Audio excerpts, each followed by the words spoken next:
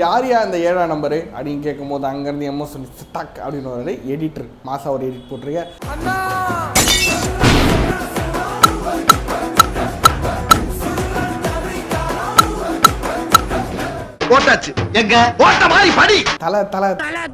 இன்னைக்கு தலையோட happy birthday. So தலை ஹாப்பி பர்த்டே சொல்லிட்டு தலையோட முக்கியமான விஷயங்கள், நான் பார்த்த அட்மையரான விஷயங்கள் அப்படின்றத இந்த வீடியோவில் பார்க்க போகிறோம். சொல்லுங்க உங்க வாயை தூக்கி என் காதுல வைங்களேன், காதுல வைங்க. அதில் ஒரு கமெண்ட் சொல்லிட்டு இந்த வீடியோ முடிச்சிருவோம் அப்படின்னு தோணுச்சு. ஸோ அப்படி என்னென்னலாம் தலை மாசா பண்ணியிருக்காரு அப்படின்னு பார்ப்போம். தலை என்னெல்லாம் சொல்லியிருந்தாலும் அதில் ஃபேமஸான ஒரு கோட் இருக்கும், அதை நான் என் லைஃப்பில் ஃபாலோ பண்ணுறேன். அது எல்லாருக்குமே சக்ஸஸ்ஃபுல்லாக இருந்தாலும் சரி, அதுக்கு உங்களுக்கும் ஹிட் ஆகும்னு நாங்கள் நினைக்கிறோம். அது என்ன, process is more important than the result. நீங்கள் என்ன ப்ராசஸ் பண்ணுறீங்களோ அதுக்கான ரிசல்ட் கண்டிப்பாக கிடைக்கும். ஸோ ப்ராசஸ் தான் முக்கியம், ரிசல்ட் எப்படி வேணால் இருக்கலாம் அப்படின்றது தான். ஸோ என் லைஃப்பில் நானும் நிறைய வீடியோ போட்டு ப்ராசஸ் பண்ணிட்டு தான் இருக்கேன். ரிசல்ட் ரொம்ப கம்மியாக கிடைக்குது. ரிசல்ட் நல்லா வரணும், நீங்கள் சப்ஸ்கிரைப் பண்ணிட்டு வீடியோ பார்த்தீங்கன்னா ரிசல்ட் நல்லா இருக்கும் நாங்கள் நினைக்கிறோம். So welcome to the video. This is one page.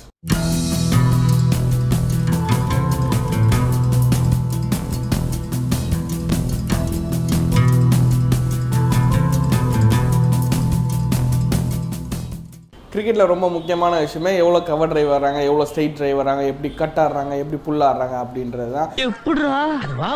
So ஆனால் எம்எஸ் தோனி பர்ஃபெக்டான ஒரு கவர் டிரைவோ, பர்ஃபெக்டான ஒரு ஸ்ட்ரைட் டிரைவோ, விராட் கோலி மாதிரியோ, சச்சின் டெண்டுல்கர் மாதிரியோ ஆடி யாருமே பார்த்ததில்ல. எல்லாரும் சொல்லுவாங்க இஸ் நான் ஆர்த்தடாக்ஸ் பேட்ஸ்மேன், அவர் வந்து டிரைவே ஆட மாட்டார், லெக் ஸ்பின்னரே அவருக்கு ஆட தெரியாது அப்படின்ற எவ்வளோ பெரிய கமெண்ட் சொன்னாலும், இந்த 4 பேர் 4 விதமாக பேசுவாங்கன்னு சொல்லுவாங்களே, அந்த 4 பேர் நீங்கள் தானே? நாங்கள் என்ன சொல்கிறேன்னா, somebody is naturally made. Tendulkar, Virat Kohli இவங்கெல்லாம் நேச்சுரலி பில்ட். எப்படி மெஸ்ஸிலாம் இருக்காரோ அந்த மாதிரி. ஆனால் ஒரு ரொனால்டோ மாதிரியோ எம்எஸ் தோனி மாதிரியோ இவங்க வந்து they are different.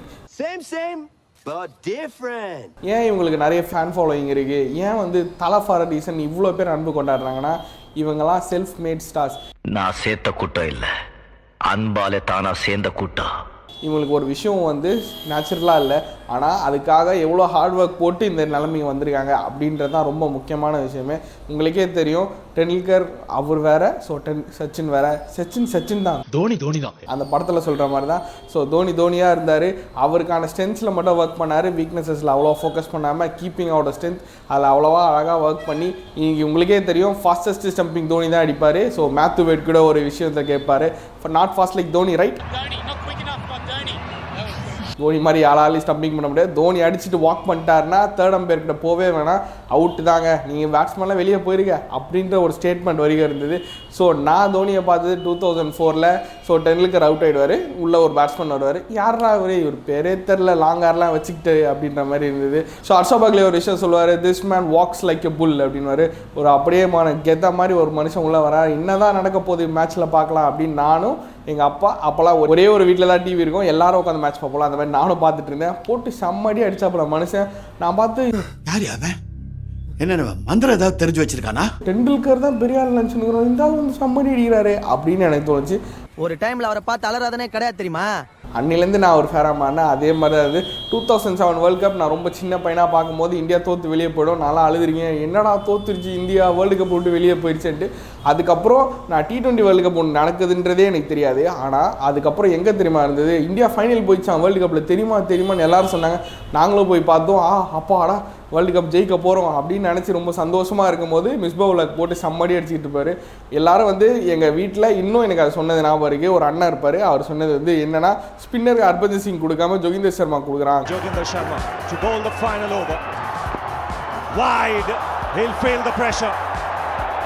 கண்டிப்பாக தோற்றுருவானுங்க, என்னடா கேப்டன்சி பண்ணுறாங்க அப்படின்னு சொல்லும் போது, ஜோகிந்தர் சர்மா அந்த விக்கெட் எடுத்துகிட்டு இந்தியா ஜெயிச்சிரும், த வேர்ல்ட் டிடி சாம்பியன்ஸ் சொல்லும் போது எனக்கு India win and India would believe they've got out of a corner. அன்னைக்கு ஒரு அட்வர்டைஸ்மெண்ட்டில் தோனி சொல்லியிருப்பாரு, to be successful you have to be different அப்படின்ட்டு. நிஜமாக அதான் உண்மை. அதே மாதிரி டிஃப்ரெண்ட்டான ஒரு சம்பவம் பண்ணியிருப்பார் 2011 வேர்ல்டு கப் ஃபைனலும் சரி. அந்த கப் ஜெயிச்சதுக்கு முக்கியமான காரணமே யுவராஜ் சிங்கை பின்னாடி வச்சுட்டு இவர் முன்னாடி வந்ததான். எஸ், ரைட் லெஃப்ட் காம்பினேஷனுக்காக தான் அதை பண்ணாங்க, ஆமாம். ஆனால் ஸ்பின்னர்ஸை வந்து யுவராஜ் சிங் வந்து ஆஃப் ஸ்பின்னர்னா வெளியே போவோம், ஆடுறது கஷ்டப்படுவாருன்னு சொல்லி இவர் மேலே வந்து ஆன ஒரு பர்ஃபார்மன்ஸாக இருக்கட்டும், 2013 சாம்பியன்ஸ் ட்ராஃபியாக இருக்கட்டும், ரோஹித் சர்மா ஓப்பனராக அப்போ தான் வந்து இன்ட்ரடியூஸ் பண்ணுவாங்க. ரோஹித் சர்மா கரியர்லேயே மிகப்பெரிய விஷயமா இருக்கட்டும். அவர் அதுக்கப்புறம் நிறைய சக்ஸஸ் பார்த்துட்டாரு. அந்த ஒரு மொமெண்ட்டில் முரளி விஜய் இருந்தும் ஒரு ஓப்பனரை வந்து ரோஹித் சர்மாவை ப்ரொமோட் பண்ணி ஆட வச்சது மாஸ்டர் ஸ்ட்ரோக் தான். எஸ், அதுவும் இருந்தது. அதுக்கப்புறம் ஃபைனலில் ஒரு மேட்டர் நடக்கும். அது என்னன்னு பார்த்தீங்கன்னா 18th ஓவர் போட வருவாங்க. ஸோ அஸ்வினுக்கு கொடுத்துடலாம் 19th ஓவர், ஜடேஜாக்கு கொடுத்துடலாமா இல்லை இஷாந்த் சர்மா கொடுக்கலாமா அப்படின்னு ஒன்று இருக்கும். ஸோ 18th ஓவர் யார் வேணால் போடலாம் அப்படின்னு இருக்கும்போது இஷாந்த் சர்மாவுக்கு ஓவர் கொடுத்துருவாங்க. இஷாந்த் சர்மா வந்து 16 பால் 22 ரன் அடிக்கணும் அப்படின்ற ஸ்டேஜுக்கு வந்துடும். கடைசியில் ஸ்பின்னர்ஸை வச்சு இங்கிலாந்து பேட்ஸ்மேனை முடிச்சு விட்டு கப்பும் ஜெயிச்சிருவார். The only man to win 3 world cups அப்படின்ற மாதிரி தான் வந்து T20 இருக்கட்டும், வேர்ல்ட் கப்பாக இருக்கட்டும், சாம்பியன்ஸ் ட்ராஃபியாக இருக்கட்டும் எல்லாமே ஜெயிச்சார். அதுக்கப்புறம் உங்களுக்கே தெரியும் சிஎஸ்கேன்னு ஒரு பிராண்டு வருது. சென்னை சூப்பர் கிங்ஸ்க்கு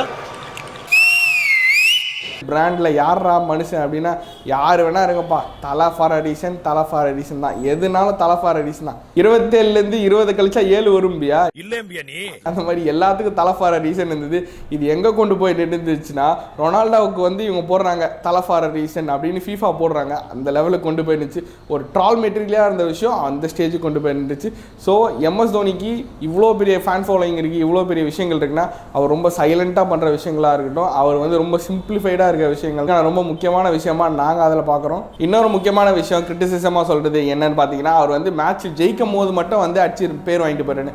ODI கிரிக்கெட்டில் 10,000 ரன் அடிச்சிருக்காரு. அந்த லிஸ்ட்டில் எடுத்து பாருங்க, ஆடினவங்க எல்லாருமே ஒரு நம்பர் 3 நம்பர் 4 ஆடுறவங்க தான் இருப்பாங்க. நம்பர் 6 நம்பர் 7 ஆடுற ஒரே பேட்ஸ்மேன் யாராக இருப்பாங்கன்னா MS தோனியாக தான் இருப்பார்.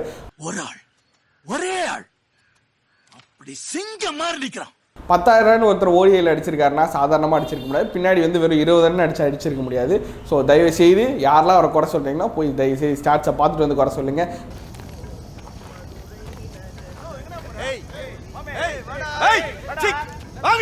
ஸோ அதுக்கப்புறம் இன்னொரு முக்கியமான விஷயம், CSK டீமில் வந்து யங்ஸ்டர்ஸ் சான்ஸ் கொடுக்க மாட்டாங்க அப்படின்ற ஒரு கிரிட்டிசிசம் இருந்தது. ஸோ முரளி விஜய் யார், அஸ்வின் யார், மோஹித் சர்மா யார், இவங்களாம் யங்ஸ்டர்ஸாக இருந்தது. அதுக்கப்புறம் தான் டீமுக்குள்ளே வந்திருக்காங்க. நம்ம ஒன்று செய்யணும்னு நினைக்கிறோம், பார்த்தா நம்மளுக்கே ஒன்று செஞ்சிடறாங்க. உங்களுக்கே தெரியும் இவங்களாம் யங்ஸ்டராக இருந்தப்போ MS தோனி பேக் பண்ணார். ஸோ முக்கியமான விஷயம் அவர்கிட்ட ஒன்று இருக்கும், என்னன்னா ஒரு டீம் ஜெயிச்சிச்சுன்னா if something is running successfully never touch it. ஆடா தொடாவா அதை தொடாதரா. எப்போ ஒரு டீம் ஜெயிச்சிருச்சோ அதை மாற்றவே மாட்டார். என்ன ஆனாலும் சரி, எது நடந்தாலும் சரி, always backs is players. Shane Watson வந்து ஒரு சீசன் ஃபுல்லாக ஆட மாட்டார், ஃபைனலில் வந்து 100 அடிச்சு ஜெயிச்சு கொடுப்பார்ல, அந்த மாதிரி என்ன நடந்தாலும் அவர் பிளேயரை பேக் பண்ணுறது தான். உங்களுக்கே தெரியும் எந்த டீமில் போனாலும் ஒரு பிளேயர் பர்ஃபார்ம் பண்ணலன்னா பரவாயில்ல, CSK வந்தால் தானாக பர்ஃபார்ம் பண்ண ஆரம்பிச்சுறாங்க. அவரே கேட்டால் அதை சொன்னால் நீ பெரிய ஆகிடுவே அந்த மாதிரி சொல்லிட்டாரு டக்குன்னு. So I always say this, I look up to him. இந்த சேனல் ஸ்டார்ட் பண்ணும்போது ஓப்பனிங்லேயே பார்த்துருப்பீங்க தோனி ஃபோட்டோ தான் வரும். என்னோட சூப்பர் ஸ்டாராக இருக்கட்டும், இந்த தமிழ்நாட்டில் எல்லார் மக்களும் கனெக்டான ஒரு விஷயமா இருக்காது MS தோனி தான். Thanks for liking this video. If you comment that will be more helpful for us to improve or what are the suggestions can be done. You subscribe and hit that bell button. Thank you. And one last time, happy birthday MS Dhoni.